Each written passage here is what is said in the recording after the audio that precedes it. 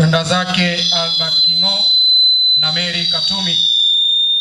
Alisoma shule ya msingi ya Chale Primary, baadaye akaweza kujiunga na shule ya upili ya Kakuku Secondary Ekalakala.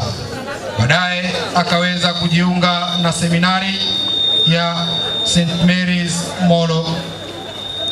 Baadaye akaweza kwenda katika masomo ya falsafa kule chuo cha Mtakatifu Agostino Bungoma Mabanga. Shemasi Kimeo aliweza kufanya masomo yake ya teolojia katika seminari kuu Mama Seminari, seminari ya Mtakatifu Toma wa Aquino pale Nairobi. Shemasi ataweza kupokelewa pamoja na baba askofu akisaidiwa na mkurugenzi wa mito, askofu wetu mpendwa Wilbert Lago Kitogo ataweza kumpokea akisaidiwa na mkurugenzi wa mito Father Francis Mushiri.